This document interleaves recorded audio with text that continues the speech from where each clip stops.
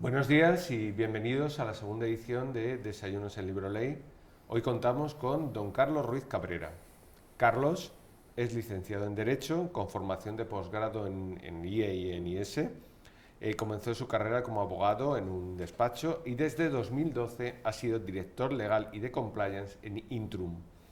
Es un cargo que compagina con la presidencia de ANGECO, que es la Asociación Nacional de Entidades de Gestión de Cobro.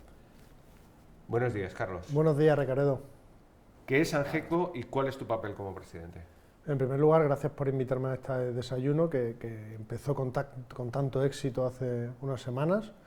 La verdad es que ha sido muy comentada la primera entrevista, así que enhorabuena por la iniciativa. Muchas gracias. Y gracias por permitirme estar aquí. ¿Qué es ANGECO? Me preguntaban, ¿no? Pues Sí. ANGECO la acabas de definir, la denominación es Asociación Nacional de Entidades de Gestión de Cobro.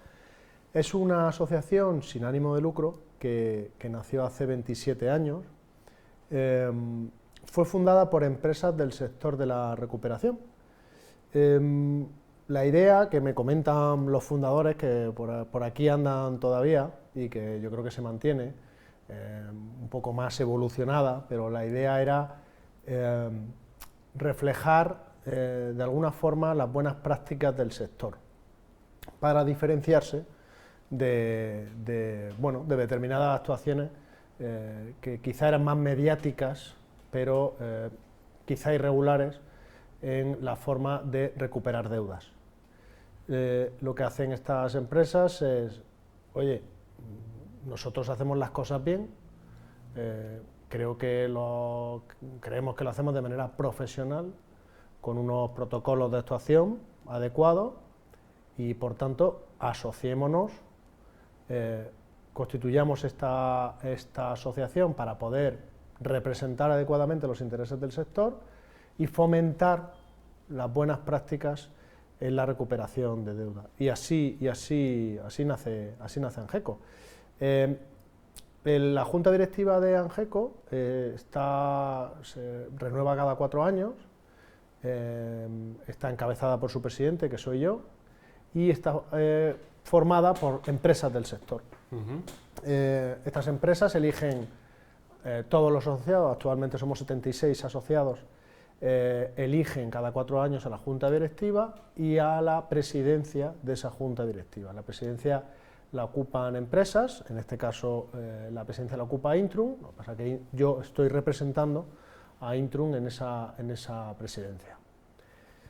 Si quieres te puedo contar... Sí, lo que me interesaría es que me contaras por qué resulta tan importante la regulación legal del sector. Pues esa es la otra clave por la que nace ANGECO. No solo las buenas prácticas y el fomento de esas buenas prácticas, códigos de conducta y protocolos, sino también la ausencia de regulación, ausencia que todavía se da. Es decir, no existe una ley que regule la recuperación de crédito, la recuperación de deuda. Eso dice, bueno, pero ¿eso es bueno o es malo? En cierto modo, en el momento en el que estamos, donde todo está regulado, donde hay quizá un exceso de regulación, puede parecer que es malo que falte, porque precisamente la imagen que se puede dar es, si no está regulado, debería estar. Nosotros lo que hemos hecho, lo que ha hecho la asociación durante estos 27 años es dotarse de una autorregulación. Ante esa laguna, inexistencia de ley que regule el negocio, la asociación ha querido dotarse de normas propias que todos los asociados tienen que cumplir. Códigos de conducta, códigos de protección de datos, cumplimientos de determinadas buenas prácticas, etcétera, etcétera. Con lo cual, no hay regulación, pero los asociados, y es lo que propugnamos, el sector, está, al ser parte de ANGECO, está sujeto a esa autorregulación. Háblanos, por favor, de la transposición de la Directiva Comunitaria de NPLs y qué impacto tiene y por qué es tan importante. A ver, al hilo de lo que estamos comentando, esa falta de regulación existe en otros países. La regulación de la gestión de cobro existe en otros países. Existe una licencia, normalmente, un supervisor, existe incluso regulaciones en torno al número de llamadas o incluso recomendaciones del supervisor en otras jurisdicciones sobre el número de llamadas que puede realizar incluso a un deudor, a un prestatario. Lo que viene a hacer la directiva se dictó se publicó en diciembre del 21, viene a regular parte del mercado. En otros países donde el mercado ya está regulado tendrán que adaptar esa directiva, porque sabemos que la directiva hay que transponerla, no es un reglamento que tenga efecto directo, sino que las directivas tienen que transponerse por los Estados miembros. El plazo para transponerla es diciembre de este año, diciembre del 23. Entonces, esa transposición se tiene que producir por cada uno de los Estados miembros. Sí. Hay estados donde ya tienen esa regulación y tendrán que ver cómo hacen ese engarce entre la regulación local ya existente y las exigencias de la directiva. Y otros países como el nuestro, donde somos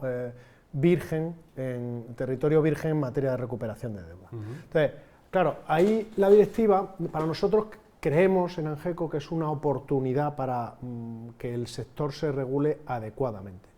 El sector, bajo nuestro punto de vista, yo llevo oficialmente nombrado desde noviembre del año 21 como presidente, y lo que sí he podido percibir es algo que yo ya percibía los 10 años que llevo en el sector, pero he podido confirmar que es la gran profesionalización de la industria.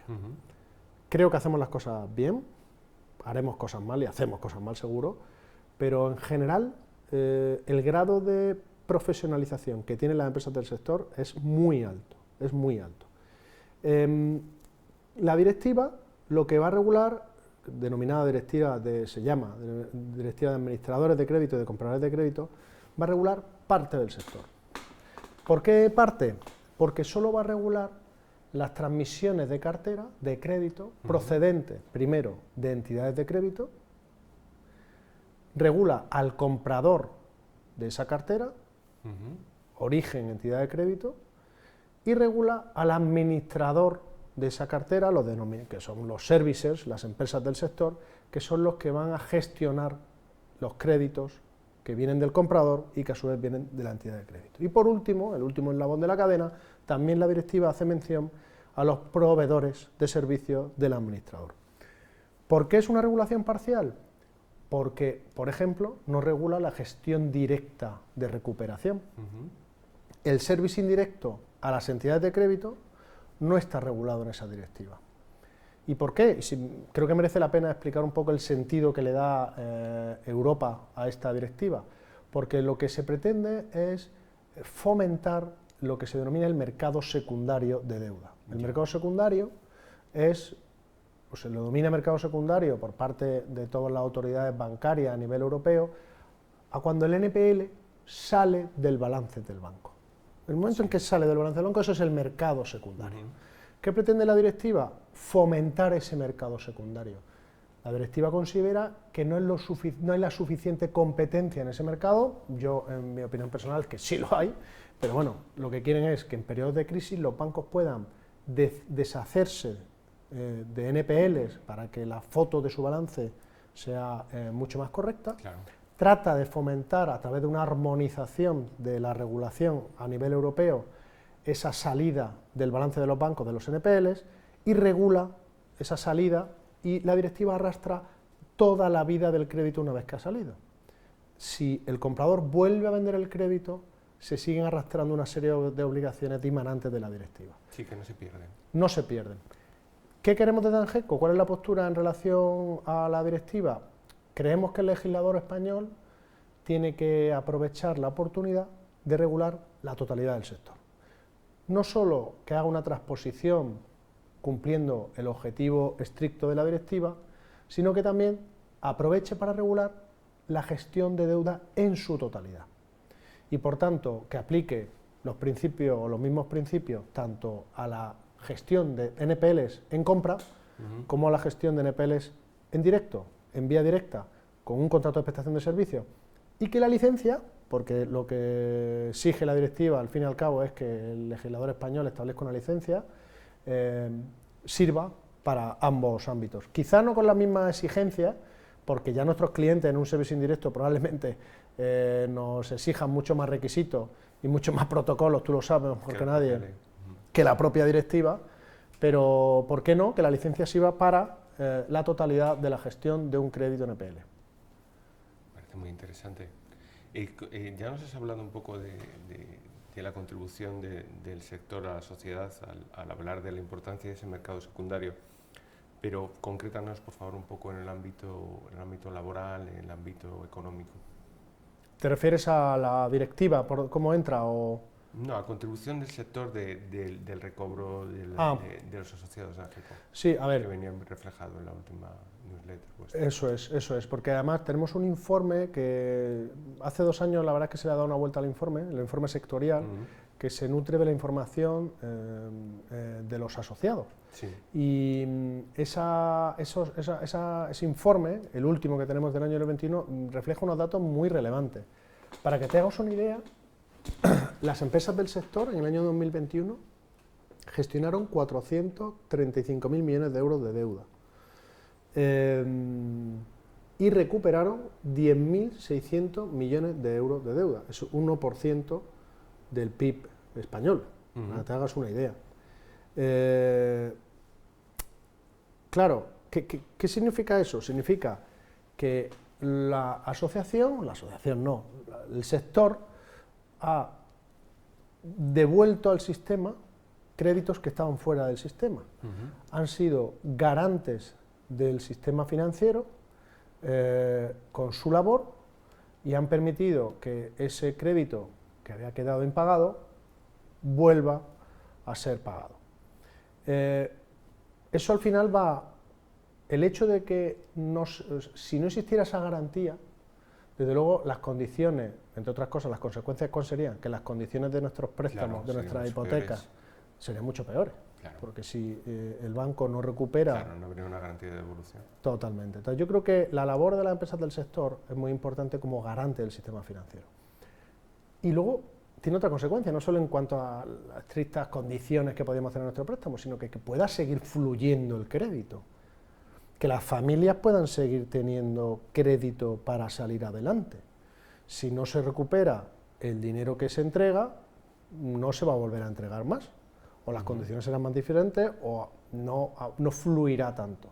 En la medida en que las empresas del sector hacen su trabajo, el crédito fluirá con mucha más normalidad y mucha más rapidez. Y creemos que eso es importante. Y en cuanto al tema del empleo, hay un dato muy relevante del informe que está en la web de la asociación, está colgado, es que las empresas del sector emplean a más de 20.000 personas.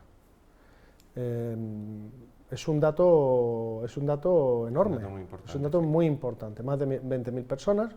La edad media es una edad joven y luego prácticamente la mayoría del sector, porque no todas las empresas asociadas no solo tienen una división, puede ser que no solo tengan una división de recuperación de deuda, pueden tener otra división que no tiene que ver con la recuperación. Por ejemplo, el contact center no es una división de recuperación, no tiene por qué ser, porque puede ser contact center para hacer comercialización de otro tipo, ¿no? Pero en el sector de la recuperación, perdón, la mayoría de las personas empleadas son mujeres. Y luego hay una gran inversión en tecnología, eso sí se puede apuntar del informe. Yo creo que son como los datos más relevantes. Ahora que comentas lo de la tecnología, ¿cuál es el papel de la tecnología? ¿Cómo ha cambiado el sector? Yo pienso, y también por lo que veo en otras jurisdicciones, en otros países, creo que cada vez las empresas del sector están dando más valor a nuestros clientes en la gestión de la información, en la gestión del dato. Yo creo que tradicionalmente en nuestro país ha sido el generador de la deuda, de donde viene el origen, ya sea una entidad de crédito, ya sea una utility, ya sea pues otro tipo de empresa que genera deuda, la que ha tratado la información intentando aplicar una inteligencia en ese tratamiento. Desde hace años creo que podemos observar cómo hay un valor añadido por parte de las empresas del sector en el tratamiento de esa información. ¿Con qué objeto? Con el objeto de dar de que ese valor permita incluso adelantar el impago, por ejemplo, permita ser más eficientes en la recuperación, porque analizando esa información y previendo, por ejemplo, hasta el punto de prever dónde va a caer la demanda, y si cae en este juzgado sabemos que va a tardar más, que va a tardar menos, o que me va a exigir determinada documentación. Entonces, yo creo que ese valor añadido que están dando las empresas del sector y que yo siempre promulgo que deben seguir aumentando ese valor, pues permite que nuestros clientes descansen cada vez más la función recuperatoria en las empresas del sector. Por tanto, el valor de la tecnología, bajo mi punto de vista, es fundamental y debe seguir siéndolo. Claro que sí. Háblanos, por favor, bueno, había una nueva ley concursal y que ha cambiado radicalmente el panorama de este ámbito, y uno de los ámbitos más relevantes y más nuevos de esta ley son los planes de reestructuración. Sí, así es. Hay todavía mucha... Bueno, porque claro, la ley acaba de promulgarse y hay que ver cómo se desarrollan esos planes de reestructuración, que como sabes lo que hacen es evitar el juzgado. Y bueno, yo creo que ahí destacaría la importancia de la negociación, que cada vez tiene más relevancia también en el mundo de la recuperación. Yo siempre promulgo y propugno, también al hilo de la Ley de Medidas de Eficiencia Procesal, el proyecto de ley, que como sabes impide el acceso a los juzgados si no ha sido primero a un MASC, a un medio adecuado de solución de controversias, a un arbitraje, a una mediación. Esto hemos hablado mucho en la asociación en el último año, cómo tienes que fomentar esa negociación, cosa que ya hacemos las empresas del sector. Pues nosotros negociamos con el prestatario, negociamos con el deudor antes de ir a juicio. Precisamente hacemos eso. Y por tanto, y aprovecho y meto la cuña final sobre este tema, lo que hemos pedido al Consejo de Estado en una consulta pública que se pidió es que se tenga la negociación que hacen las empresas del sector como un MASC, porque estamos negociando, hacemos quitas, hacemos planes de pago, intentamos llegar a un acuerdo, y que si somos capaces de probar mínimamente esa actuación de negociación, que se nos permita ir ya a la vía judicial si no ha sido fructífera. Ya, pues que haya una homologación. Sí. Que haya una homologación de eso, porque lo que pasa ahí es que se impide el acceso a la vía, que tiene sentido en el fondo porque los juzgados están saturados, y lo que quiere el legislador es que no vayas o no utilices a toda costa la justicia para poder recuperar, sino que llegues previamente a una negociación. Sí, salvando también a lo mejor la empresa, aunque eso es tan difícil. Efectivamente.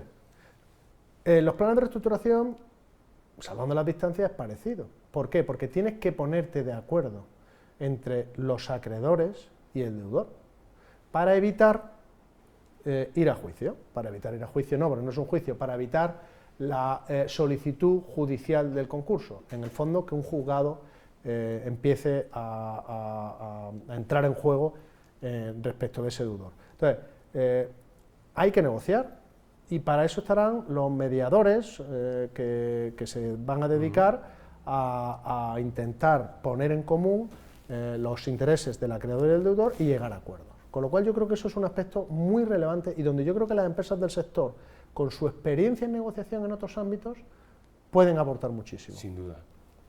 ¿Nos puedes hablar del nuevo Observatorio Estatal de la Morosidad Privada y del papel que va a tener AGECO en el mismo? Sí, el Observatorio Estatal de la Morosidad Privada es un observatorio que está por crearse, que ya ha sido mencionado, bueno, que ya ha sido regulado en una ley estatal, pero que la constitución final debe producirse por reglamento, que ahora se está negociando.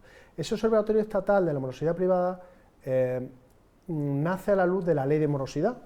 Como sabe, la Ley de Morosidad lo que trata de fomentar es que haya pago, o que se produzca el pago a la mayor brevedad posible, y desde luego en tiempo y forma, de facturas entre empresas.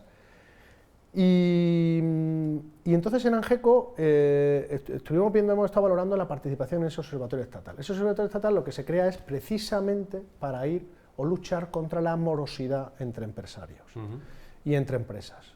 Y uno de los papeles que tiene, de las funciones que viene en la ley en ese observatorio estatal, es la creación de códigos de conducta o de buenas prácticas en el sector y la propagación de una cultura del pago responsable. Entre otras cosas, porque tiene también la función de publicar listas de morosos de empresas, que tampoco saben cómo lo van a hacer, porque ¿de dónde sacas esa información? Claro. A partir de determinados parámetros que establece la ley ya se puede considerar que eso es una persona o una empresa morosa. Y también lo que pretende es precisamente luchar contra la morosidad y publicar un estudio anual, ese observatorio lo que quiere es publicar un estudio anual sobre la morosidad. Y estará integrado por asociaciones, por actores económicos, por representantes de las comunidades autónomas, por representantes de organismos estatales, que puedan aportar luz sobre la morosidad y que puedan también realizar ese estudio y llegar a estos códigos de conducta y fomentarlo. Entonces, nosotros hemos estado reunidos con el Ministerio de Economía al objeto de resaltar quiénes somos. Hemos ido con nuestro informe sectorial, hemos enseñado esos datos que yo comentaba antes de gestión de deuda, y claro, ahí el tema está en que es verdad que nosotros llevamos o gestionamos principalmente, en la mayoría, también hacemos, por supuesto, la parte previa al impago, porque lo hacemos, pero es verdad que el informe está muy centrado en los créditos vencidos, en NPL ya, y en la gestión. Y nosotros creo que tenemos que poner en alza también que esa es la parte final del camino que ha seguido alguien que ha entrado en mora, porque previamente a lo mejor esa persona no ha sido lo suficientemente responsable. En algunos casos es verdad que puede pasar que, pues, por muy responsable que sea, pues puedes caer en deuda, ¿no? Pero hay muchas veces que sí hemos detectado falta una cultura del pago responsable, que te puedas organizar bien tu factura, que hagas un presupuesto, que el autónomo haga su presupuesto, que sepa las facturas que le van a llegar y que tenga la suficiente tesorería para afrontarlas. Esa cultura de pago, esas buenas prácticas, creo que ANGECO puede aportar mucho, porque nosotros vemos la parte final del camino, pero tenemos toda la perspectiva y en muchas ocasiones sabemos por qué pena si no hubiera llegado a esta situación de esta forma, esta persona, o este empresario, o este autónomo, no estaría aquí. Y eso es lo que hemos querido resaltar al Ministerio de Economía, a la Dirección General de Apoyo a la PYME, para ser parte de ese observatorio y poder aportar nuestro granito de arena a esa lucha contra la morosidad. Interesantísimo. Cuéntanos sobre la protección de datos, por favor, en ANGECO. Pues mira, me alegra que me haga esa pregunta porque desde hace tiempo tenemos un código de protección de datos interno, pero que queremos homologar conforme al nuevo reglamento con la Agencia Española de Protección de Datos. Nos hemos apoyado desde la asociación en un despacho experto en protección de datos, hemos creado ese código tipo, lo hemos compartido con la Agencia Española de Protección de Datos y llevamos, diría que prácticamente 3 años, la agencia pues tiene sus movimientos internos, por decirlo así, y estamos esperando a que nos oficialice que ese es el código tipo del sector. Es un código tipo que básicamente también está un poco en consonancia con la directiva europea, que por cierto la directiva europea de compradores administradores de crédito se remite al reglamento europeo de protección de datos, del que dimana nuestra ley orgánica de protección de datos, para todas las cuestiones de protección de datos. Y al final estamos engarzando un poco lo que pide la directiva con el código tipo que vamos a tener en el sector. Así que esperemos que ese código, más pronto que tarde, pueda ser aprobado y bendecido por la agencia. Fenomenal. Es muy importante y muestra también el interés de ANGECO por esa regulación, ¿no? que comentabas al principio. Claro, porque quizá la frase sea queremos ser regulados, regulados. Claro, y mientras tanto hay como propuestas continuas de esa regulación, ¿no? Eso es. ¿Y del código ético de ANGECO? Pues el código ético de ANGECO está en la web, todos podéis verlo. Yo creo que hay un respeto absoluto al cliente, al prestatario, al deudor en el trato. Se ha creado también un órgano de control interno en la asociación.